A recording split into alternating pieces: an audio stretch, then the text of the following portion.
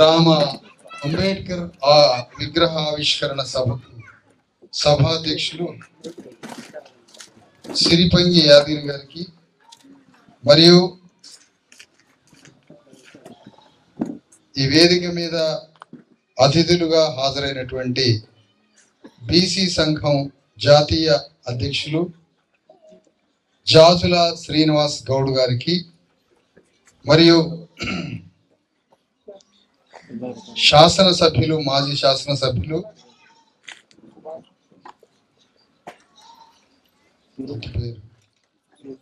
పూసుకుంట్ల ప్రభాకర్ రెడ్డి గారికి మరియు వేదిక మీద ఉన్నటువంటి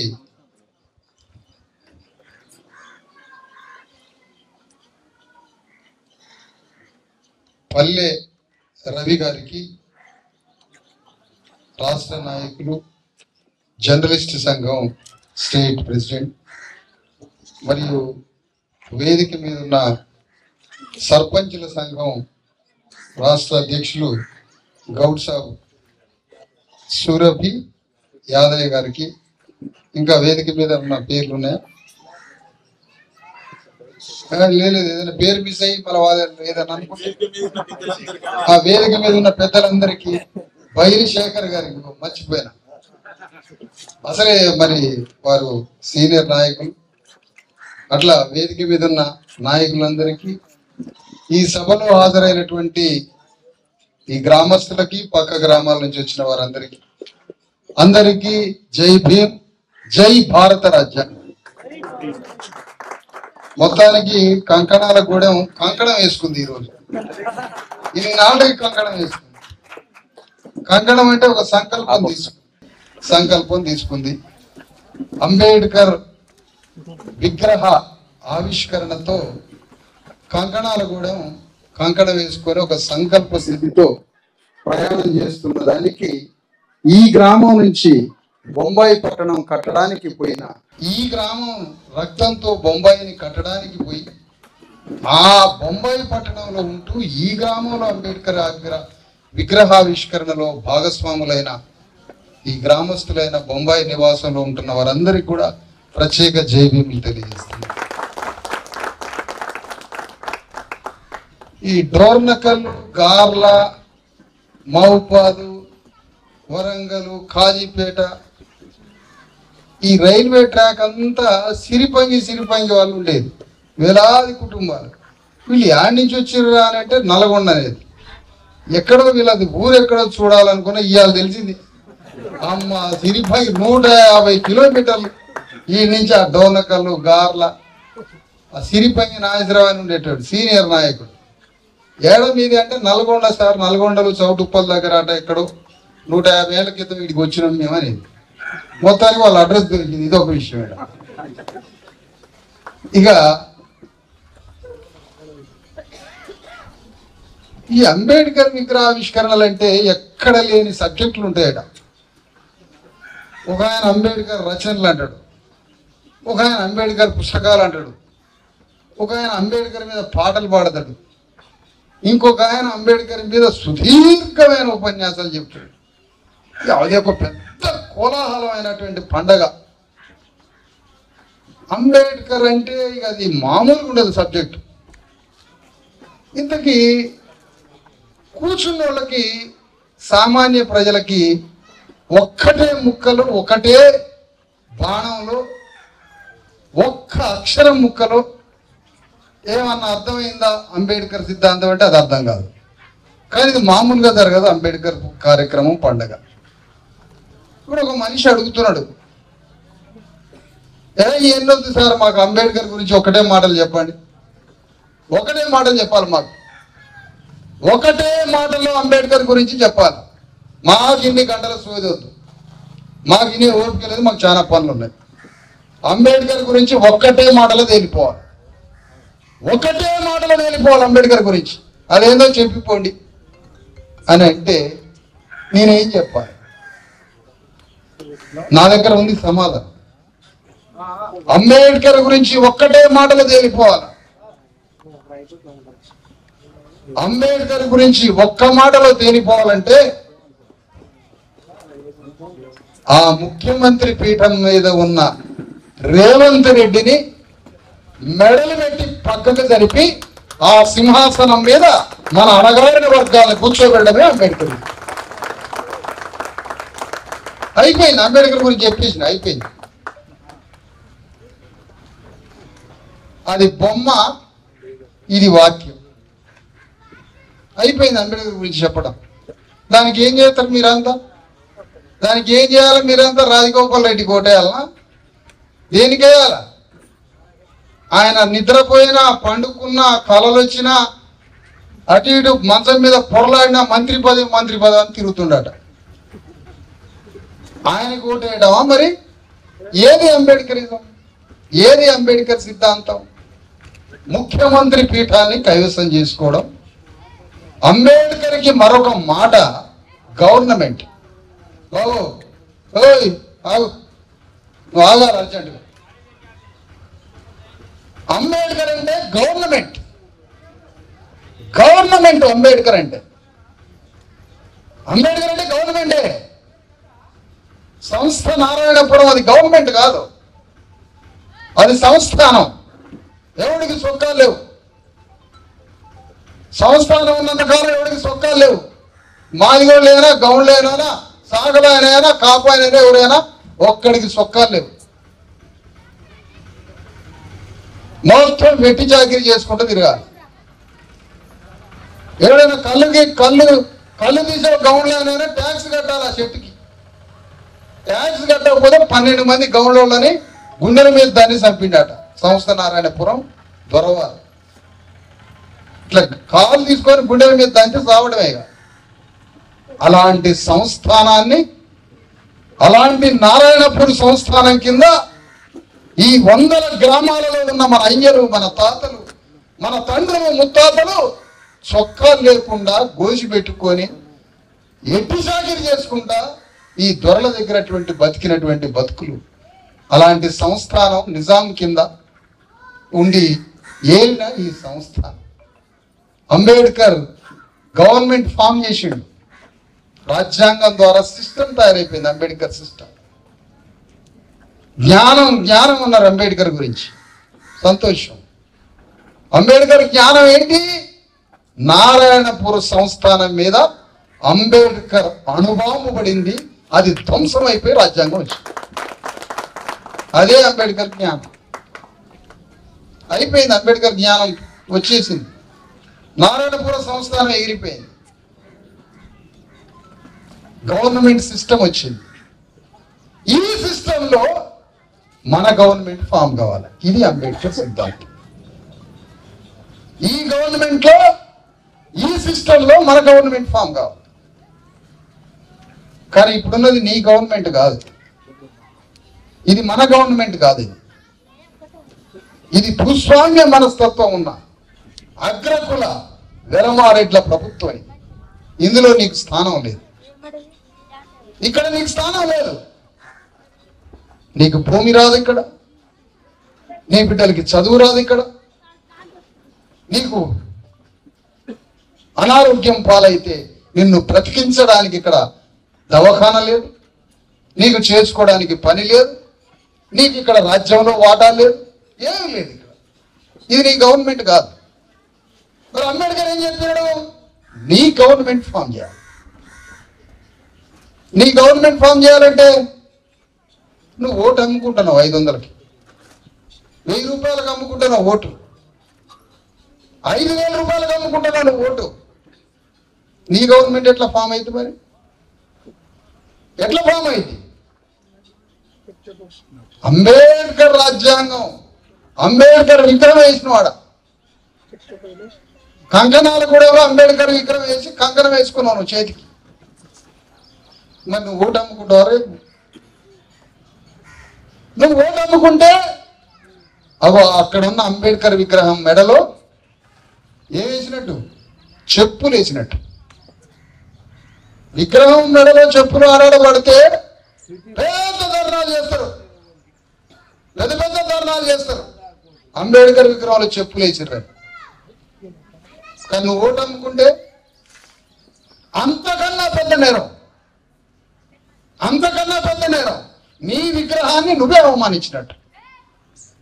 ఇప్పుడు నీ స్వతంత్ర ఆలోచనతో సొంత జ్ఞానంతో అమ్ముడు పోని వ్యక్తిగా నీ వ్యక్తిత్వాన్ని నిర్మాణం చేసుకొని నీ వ్యక్తిత్వ నిర్మాణంతో నీ సొంత అభిప్రాయాన్ని ఏర్పాటు చేసుకొని నీ అభిప్రాయాన్ని నువ్వు గౌరవించుకుంటే నీకు ఆత్మ అని ఏర్పడుతుంది. ఆ ఆత్మని గౌరవించుకుంటే ఆత్మ గౌరవం అవుతుంది. నీ ఆత్మ యొక్క అభిప్రాయాన్ని ఓటుగా వేస్తే నీ రాజ్యం వస్తుంది. అంటే నువ్వు నీ ఓటుకి అమ్ముడు పోని నీ ఆత్మ ద్వారా ఓటు వేసుకుంటే నీ రాజ్యం వస్తుంది. నీ రాజ్యం వస్తే ఈ భూమి మీద అనంతమైన అధికారం వస్తుంది. లక్షల కోట్ల రూపాయల బడ్జెట్ తీసుకొచ్చి నీ ఊర్లో దవాఖానా కట్టుకోవచ్చు, నీ బిడ్డలకు ఉపాధి కల్పించవచ్చు. ఈ రాజ్యం నీదైతే. మరి ఇవన్నీ చెప్పి చెప్పి చెప్పి అంబేద్కర్ సిద్ధాంతం అంతా చెప్పి ఎవరు దారిన వాళ్ళు పోతే అది అంబేద్కర్కి ఎట్లా మార్గం కొనసాగింపు అవుతుంది? ఎట్లయితుంది కొనసాగింపు? నేను జాజుల శ్రీనివాస్ గౌడ్ ఉపన్యాసం అంటే మీకు తెలుసో లేదో అత్యంత ఇష్టం నాకే. మామూలు కూడా ఆయన ఉపన్యాసం అరే ఇంత డీప్గా ఇంత ఎట్లా మాట్లాడగలుగుతున్నాడు? ఇంత డీప్గా ఇంత అద్భుతంగా గంటన్నర ఉపన్యాసం అనేక సభల్లో విన్నా నేను. అవకాశం కలిగింది నాకు. ఇప్పుడు ఆయన ఉపన్యాసానికి ఆచరణాత్మకమైన యుద్ధం, ఆయన ఉపన్యాసానికి ఆచరణాత్మక యుద్ధం రాజకీయ యుద్ధం. రాజకీయ యుద్ధంలో జాజుల శ్రీనివాస్ గౌడ్ దిగి ప్రభుత్వాన్ని ఫామ్ చేస్తే అంబేద్కర్ మార్గాన్ని జాజుల అనుసరించిన వాడు ఇతడు. జాజుల నేను కలిసి రాజకీయ యుద్ధం చేసి ఒక రాజకీయ పార్టీ పెట్టి కూసుకుంట్ల ప్రభాకర్ రెడ్డి గారికి టికెట్ ఇస్తాం. ఇది అంబేద్కర్ సిద్ధాంతం. అది ఎందుకు ఇస్తాం? వారి పేరు మాకు రెట్లల్లో బాగా నచ్చిన మెచ్చిన వ్యక్తి కాబట్టి.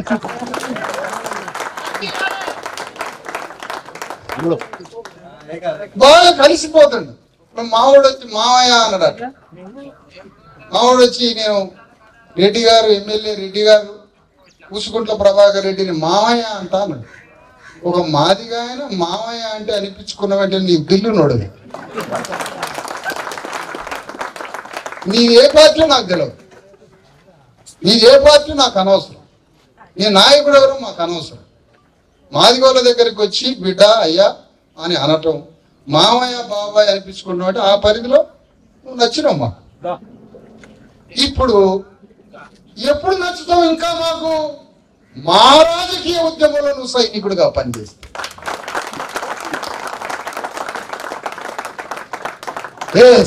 నివర్గీకరించుకోవడం. పీడిఎస్సిలో మార్క్సిస్ట్ గంతార్కిక భౌతికవాద చంద్రపుల్లారెడ్డి వర్గంలో పనిచేసిన కూసుకుంట్ల ప్రభాకర్ రెడ్డి గారు నివర్గీకరించుకో, తన వర్గాన్ని తన కులాన్ని తన సామాజిక దొంతరల నుంచి కిందికి వచ్చి మాతో కలిసిపోవడం. అంబేద్కర్ కోరుకున్నది అదే. ఏ అగ్రకులం మీద అంబేద్కర్కి ద్వేషం లేదు, అసూయ లేదు. మీ స్థానాలని స్థానభ్రంశం చేసుకొని అణగారిన వర్గాలతో కలిసి సహజీవనం చేసి మా అందరి మనుషుల మధ్య కలిసి బ్రతకమని చెప్పిండు అంబేద్కర్. అంతకన్నా ఎవరి మీద ద్వేషం. కాబట్టి మనం కలిసి బ్రతికే ఒక సామాజిక ప్రజాస్వామ్య జీవితం కావాలి. సామాజిక ప్రజాస్వామ్యం అన్ని దేశాల్లో జరిగింది. ప్రభుత్వ భూస్వాములు నేలమట్టం అయిపోయారు. కొత్త మార్పుల్ని, కొత్త విప్లవాలని, కొత్త మార్గాలకి దారిచ్చి కలిసిపోయారు. అందరు కింది దిగిపోయారు. ఒక్క భారతదేశం తప్ప. రాజ్యాంగం వచ్చి ధ్వంసం చేసింది సంస్థానాలు. కానీ మళ్ళీ ఆధునికమైన వ్యక్తులు మారిపోయారు. ఆధునికంగా మళ్ళీ అదే వ్యవస్థలోకి దొరబడ్డారు కింద వర్గాలు. అందుకని అంబేద్కర్ సిద్ధాంతం అంటే అర్థం కాని భాష కాదు. అది అంబేద్కర్ సిద్ధాంతం అంటే అర్థం కాని ఒక అనంతమైనటువంటి సబ్జెక్ట్ ఏం కాదు. ఆ సింహాసనం మీద కూర్చున్న అగ్రకుల రాజ్యాన్ని దింపాలి, అణగారిన వర్గాలంతా ఒక్కటై అగ్రకులాల్లో ఉన్న ప్రజాస్వామ్యవాదుల్ని కలుపుకొని మన రాజ్యం స్థాపించడమే అంబేద్కర్ సిద్ధాంతం. నీ రాజ్యం అయితే ఏమవుతుంది? 4 బస్తాలు తీసుకొని పోయి సెక్రటేరియట్కి పోయి డబ్బులు తీసుకొని వచ్చి నీ ఊళ్ళో హాస్పిటల్ కట్టుకో. 100 బెడ్ల హాస్పిటల్, ప్రైవేట్ హాస్పిటల్ అంత గొప్పది కట్టుకో. కార్పొరేట్ లాంటి పెద్ద స్కూల్ తెచ్చి నీ ఊళ్ళో కట్టుకో. జపాన్, చైనాలో గ్రామీణ మహిళలంతా ఒక దగ్గర కూర్చొని టీవీలు తయారు చేస్తారు, కంప్యూటర్లు తయారు చేస్తారు. అలాంటి పరిశ్రమ పెట్టుకో. బొంబాయి పోయినోడే నీకొత్తాడు, ఈయనే పని చేసుకొని కళ్ళ ముందు. ఇదే రాజ్యం. ఆత్మగౌరవంతో బ్రతకడం, ఇదే సామాజిక ప్రజాస్వామ్యం.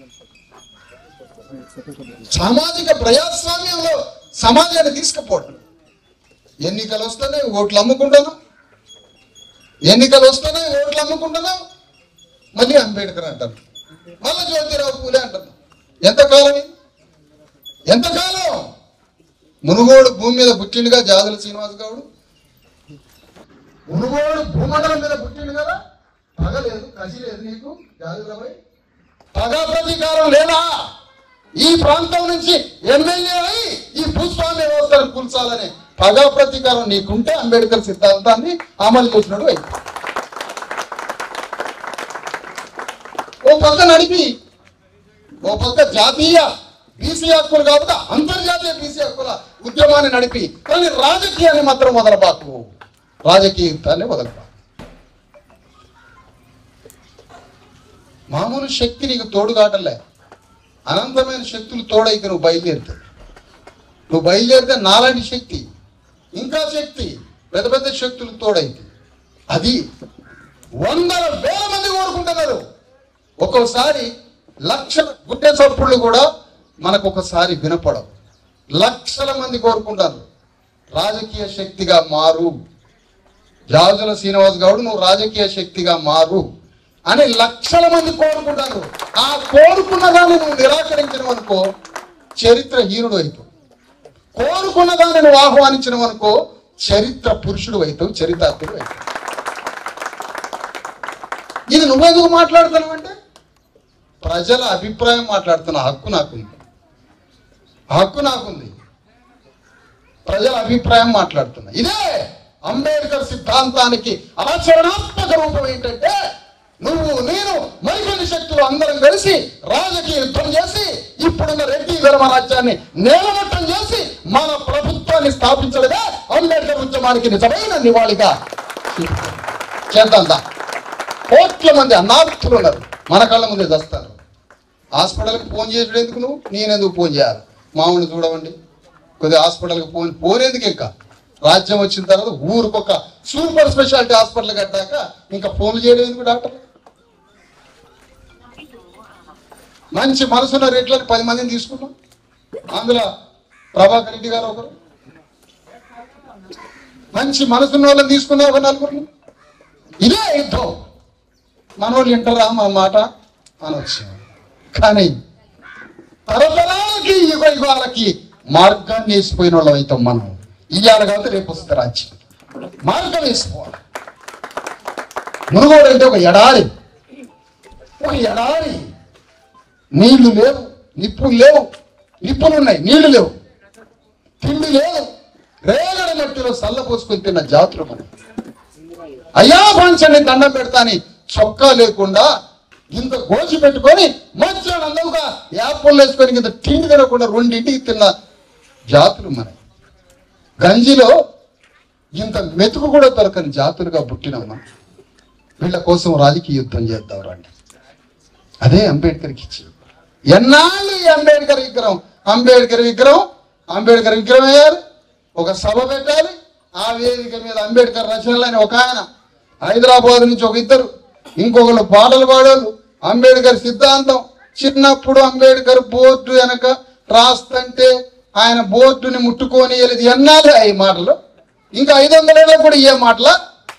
అంబేద్కర్ అన్నం క్యారేజ్ని ఎవరు ముట్టుకోలే, అంబేద్కర్ అంటరానివాడు. ఇంకా 500 ఏళ్ళకు కూడా ఈ మాట వద్దు.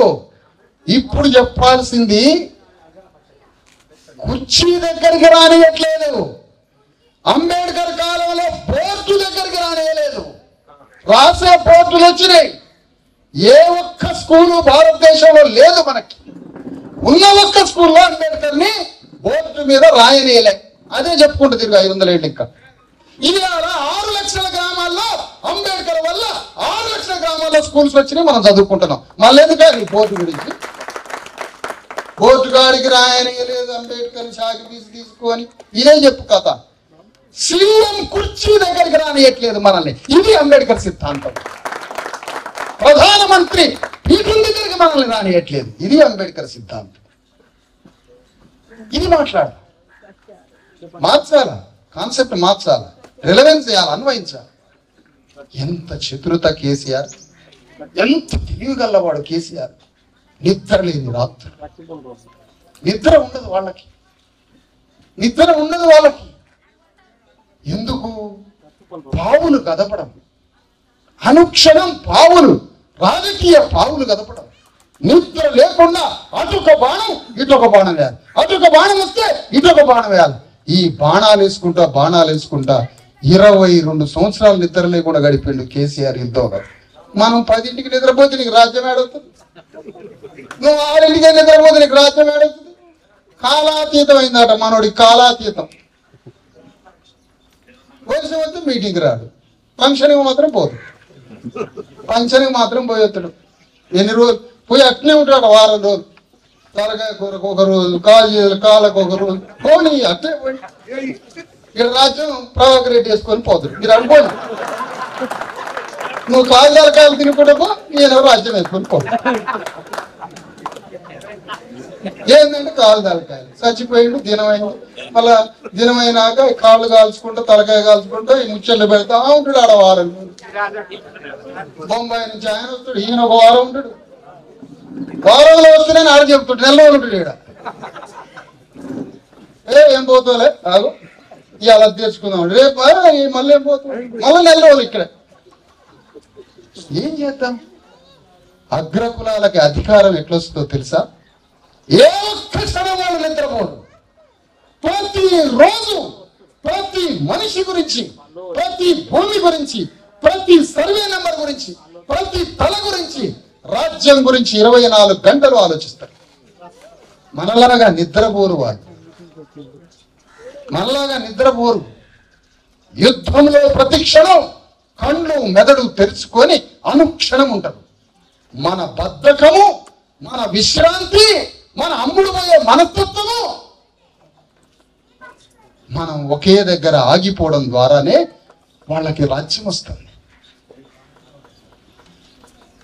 అగ్రకులాలు అడుగుతారు, నీకు అంబేద్కర్ ఓటని ఆయుధం ఇచ్చిండయా, రాజ్యాంగం రాసిండు, మీరు ఎవరు తెచ్చుకోవద్దన్నారా మీ రాజ్యాన్ని అని ఒక రెడ్డి గారు అడిగితే సమాధానం ఉందా నీ దగ్గర? ఉందా సమాధానం? ఎందుకు మరి? ఎందుకంటమ్మా, అందుకనే రాజ్యం కోసం యుద్ధం చేయడం. అంబేద్కర్ అంటే ఒక్కటే మాటలో కార్యక్రమం. అంబేద్కర్ అంటే ఏంటి కార్యక్రమం? రాజకీయ కార్యక్రమం. అంబేద్కర్ అంటే రాజకీయ కార్యక్రమం. అంబేద్కర్ అంటే పొలిటికల్ ప్రోగ్రామ్. రాజ్యం తీసుకొచ్చుకోవడమే అంబేద్కరిజం. ఈ మధ్య ఒక ప్రొఫెసర్ కలిసిండు, ఆయన యూనివర్సిటీలలో అటు ఇటు పనిచేస్తాడట. ఏం చేస్తారంటే అంబేద్కర్ గురించి యూట్యూబ్ ఒకటి పెట్టుకున్న సార్ ఛానల్, అందులో అంబేద్కర్ గురించి చెప్తున్నా.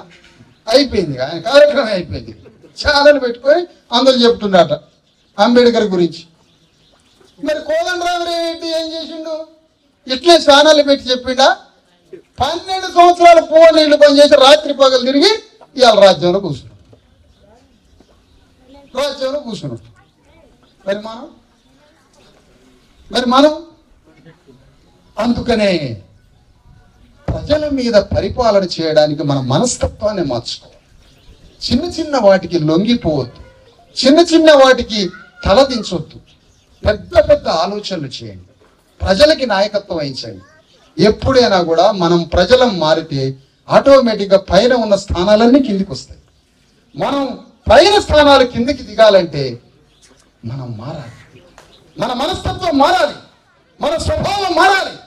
ఇంతమంది యువకులు ఉన్నారు, ఇంతమంది యువకులు, ఇలాంటి యువకులు ఉన్నారు కదా. రాజకీయం చేతు మొత్తం నారాయణపూర్ నియోజకవర్గం మునుగోడు మొత్తం ఏం చేస్తున్నామా? పగ లేదు, ప్రతీకారం లేదు, కసి లేదు, ఏమీ లేదు. ఇది అంబేద్కర్ సిద్ధాంతం ఎట్లయింది? అందుకోసమే తెలంగాణ గడ్డ మీద 90% బీసీ ఎస్సీ ఎస్టీ ప్రజలు ఉన్నారు. నిర్మోహమాటంగా నాకు మంత్రి పదవి కావాలని కూర్చున్నాడు ఈ నియోజకవర్గ ఎమ్మెల్యే. అంటే నీ బతికేంది అసలు? నీకు మంత్రి పదవి అన్నా కావాలి, బీజేపీలోనే చేరాలి, బీఆర్ఎస్లోనే చేరాలి, కాంగ్రెస్లోనే చేరాలి, మంత్రి కావాలి. నీ రాహుల్ గాంధీ నీ పార్టీ కులగణని చెప్తుంది కదా. ఇప్పుడున్న ఎమ్మెల్యేకి సిగ్గు శరం ఉంటే పక్కనున్న గొల్ల కుర్మాయనకి మంత్రి పదవి కావాలని పోరాటం చేస్తాడా, తనకి కావాలని పోరాటం చేస్తాడా? కాంగ్రెస్ పార్టీ ఏం చెప్తుంది? కులగణన గురించి చెప్తుంది. కులగణన అంటే 90% ప్రజలకి అధికారం, భూమి, రాజ్యం, సంపద ప్రతి తలకి లెక్కించి వడ్డించమని చెప్తుంది కులగణన సిద్ధాంతం. అదే రిపబ్లికన్ స్టేట్. మరి మీ ఎమ్మెల్యే ఏం చేస్తాడు? ఆయనకు మంత్రి పదవి కావాలి. ఆయనకు మంత్రి పదవి కావాలంటాడా? పక్కన కొల్ల కుర్మాయనకి ఎమ్మెల్యే మంత్రి పదవి కావాలంటాడా? ఏది కావాలి? ఇలాంటి వాళ్ళని మనం ఎంచుకోలేదు. ఇలాంటి వాళ్ళు కోట్ల రూపాయలు పడేస్తాను. ఆ కోట్ల రూపాయలకి మనిషికి 100, 50, 500, 1000, 5000, 10,000కి అమ్ముడు పోయి అధికారంలో కూర్చోబెట్టడం ఇదా పూలే అంబేద్కర్ సిద్ధాంతం? సిగ్గు శరం మనకి లేదు. సిగ్గు శరం మనకి లేదు. సిగ్గు శరం ఉంటే ఏనాడో తెలంగాణ గడ్డ మీద మనకి రాజ్యం వచ్చేది. అందుకనే నా 1,00,000 కిలోమీటర్లు, నా 10,000 కిలోమీటర్లు, నా 5,000 కిలోమీటర్లు, నా యాత్ర అంతా నా ప్రజలకి సిగ్గుశరం నేర్పడానికే నేను యాత్రలు చేస్తున్నాను, బాహాటని చెప్తున్నాను. ఇదే నా ప్రయాణం. అందుకని ప్రజలారా అర్థం చేసుకోండి. పూలే అంబేద్కర్ సిద్ధాంతానికి ముగింపు పలకాలి. లాజికల్ ఏంటి? ముగింపు తీసుకొద్దాం. మాట్లాడుకుంటా పోతే కుదరని పని. ఇది రాజ్యం కోసం జరిగే యుద్ధం. లేదంటే మన చేతిలో ఏమీ మిగలదు. కొంతకాలం తర్వాత ఏమీ ఉండదు మన చేతిలో. కాబట్టి తెలంగాణ గడ్డ మీద మన వర్గాల ప్రజలందరితోటి పోరాటం చేయాలి. ఈరోజు రాష్ట్ర ప్రభుత్వం మనకి ఏమి చేయలేకపోతుంది. ఇచ్చిన వాగ్దానాలు ఏమి చేయలేకపోతుంది. ప్రతి ప్రభుత్వం దగ్గర ఇంత మోసపోతున్నాం. ఇలాంటి పరిస్థితుల్లో మన యొక్క ఆలోచన స్వభావాన్ని మార్చుకొని అంబేద్కర్కి ఆచరణాత్మకమైనటువంటి ఆలోచన చేయండి. అదే మనం చేయాల్సిన పని. ఆ విధంగా అణగారిన వర్గాల రాజ్యాకాంక్ష, అంబేద్కర్ చెప్పిన రాజ్యాన్ని, ప్రభుత్వాన్ని స్థాపించుకోవాలి. ప్రపంచంలో ఏ దేశంలో అయినా మైనారిటీ వాడు మెజారిటీ వాడికి రాజ్యాన్ని ఇచ్చి మైనారిటీ వాడు మాకు ఏదైనా సహాయం చేయండి అంటే, మన దేశంలో మన రాష్ట్రంలో మెజారిటీ వాడు అడుక్కుంటున్నాడు 90% ప్రజలు. కాబట్టి అర్థం చేసుకోవాలి. మరి ఇన్ని మాటలు మాట్లాడినా ప్రభాకర్ రెడ్డి గారి ఊర్లో అంబేద్కర్ విగ్రహ ఆవిష్కరణకి నన్ను పిలుస్తాడా? ఇంకా కానీ పిలుస్తాడు. ఎందుకంటే వారికి ఆ ఓపిక ఉంటుంది, మనకు ఉండదు. వారికి ఉంటుంది ఆ ఓపిక. కాబట్టి ఇక్కడ నేనేమన్నానంటే, మనమంతా సామాజిక ప్రజాస్వామ్య ఆలోచనలతో కలిసిమెలిసి బ్రతుకుదామని నేను హృదయం ఉన్న, సహృదయం ఉన్న, ప్రజల్ని ప్రేమించే స్వభావం ఉన్న ఒక వ్యక్తిగా నేను ప్రతిపాదిస్తున్నాను. మాజీ శాసనసభ్యులము మనం కలిసి జీవించి వారు చెప్పుకుంటూ వచ్చారు ఉపన్యాసం. ఏమని? ఒక మనిషి తన పోరాటం ద్వారా ఒక ఉద్యోగం వచ్చినా, ఒక సహాయం దొరికినా, ఆ మనిషి వచ్చి ప్రభాకర్ రెడ్డి గారి ముందు నాకు మీ వల్ల ఈ సహాయం దొరికిందని చెప్పగానే తనకి అంతులేని ఆనందం మిగిలిందని చెప్పింది ఒక మాట. మరి అంత ఆనందం ఎందుకు మిగులుతుంది? ప్రజలకు మనం చేసిన దాని వల్ల వచ్చే తృప్తి అది. అందుకనే నేను కోరుకున్నది ఏంటంటే, అంబేద్కర్ చెప్పిన సిద్ధాంతం కూడా సామాజిక ప్రజాస్వామ్య రూపంలో మనందరం సహజీవనం చేయడం, కలిసిమెలిసి అన్ని దొంతరలని, అన్ని పొరలని దించుకొని చేయడం, అలాంటి ప్రయాణం చేయాలని కోరుకుంటున్నాను. మరి జాజుల శ్రీనివాస్ గౌడ్ గారికి వేదిక ద్వారా మాట్లాడిన ఈ విషయాలు ఈ గ్రామానికి చెప్పట్లేదు, రాష్ట్రం మొత్తానికి చెప్తాను. తేల్చుకోవాలి. వారు మంచి యువకుడు, తేల్చుకునే సమయం ఆసనమైంది. అలా తేల్చుకుంటే అద్భుతమైనటువంటి భవిష్యత్తు, యుద్ధం, ప్రభుత్వం వచ్చి పడుతుంది.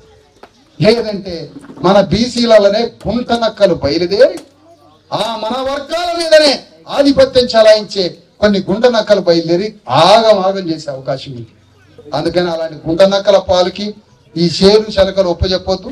అంటే మంచి ఆలోచనతో ముందుకు పోయి త్వరలో ఒక గొప్ప విప్లవాత్మకమైనటువంటి కట్ట ఇప్పుడు ఎట్లా ఉందంటే కాలు పెట్టి చెరువు కట్టని ఇట్లా అంటే చాలు కట్ట డామున దిగేటట్టుంది.